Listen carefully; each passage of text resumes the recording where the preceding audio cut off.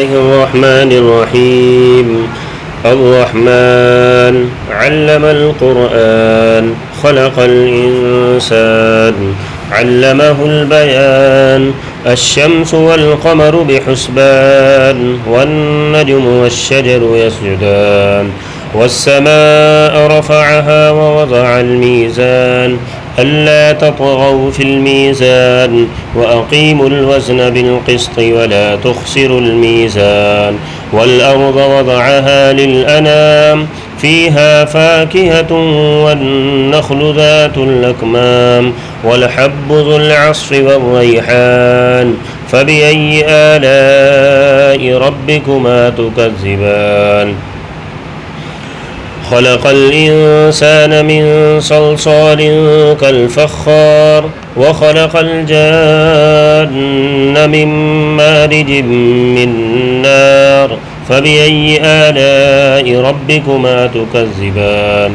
رب المشرقين ورب المغربين. فبأي آلاء ربكما تكذبان؟ مرج البحرين يلتقيان بينهما برزخ لا يبغيان. فبأي آلاء ربكما تكذبان؟ يخرج منهما اللؤلؤ والمرجان. فبأي آلاء ربكما تكذبان؟ وله الجوار المنشآت في البحر كالأعلام. فبأي آلاء ربكما تكذبان؟ كل من عليها فان ويبقى وجه ربك ذو الجلال والإكرام. فبأي آلاء ربكما تكذبان؟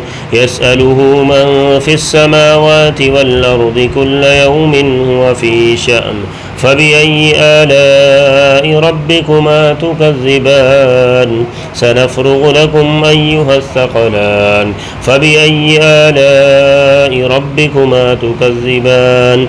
يا معشر الجن والإنس إن استطعتم أن تنفذوا من أقطار السماوات والأرض فانفذوا لا تنفذون إلا بسلطان. فبأي آلاء ربكما تكذبان؟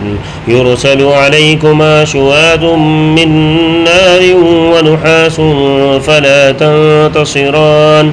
فبأي آلاء ربكما تكذبان؟ فإذا انشقت السماء فكانت وردة كالدهان.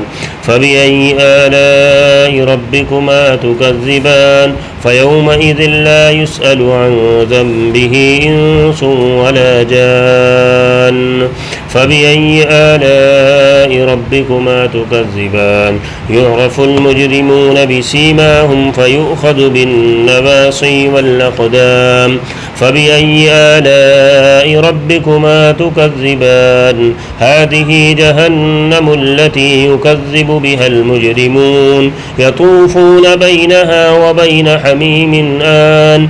فبأي آلاء ربكما تكذبان؟ ولمن خاف مقام ربه جنتان. فبأي آلاء ربكما تكذبان؟ ذواتا أفنان. فبأي آلاء ربكما تكذبان؟ فيهما عينان تجريان. فبأي آلاء ربكما تكذبان؟ فيهما من كل فاكهة زوجان. فبأي آلاء ربكما تكذبان؟ متكئين على فرش بطائنها من استبرق وجنى الجنتين دان. فبأي آلاء ربكما تكذبان؟ فيهن قاصرات الطرف لم يطمثهن إنس قبلهم ولا جان. فبأي آلاء ربكما تكذبان؟ كأنهن الياقوت والمرجان. فبأي آلاء ربكما تكذبان؟ هل جزاء الإحسان إلا الإحسان؟ فبأي آلاء ربكما تكذبان؟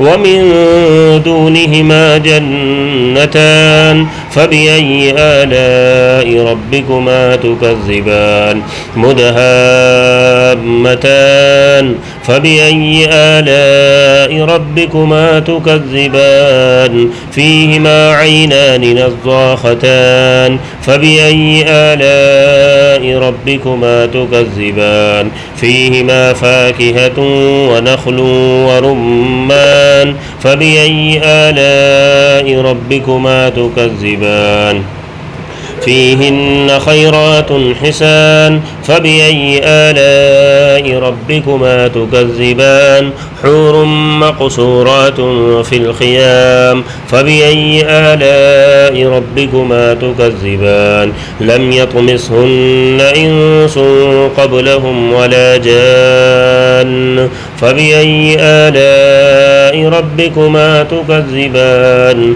متكئين على رفرف خضر وعبقري حسان فبأي آلاء ربكما تكذبان تبارك اسم ربك ذي الجلال والإكرام.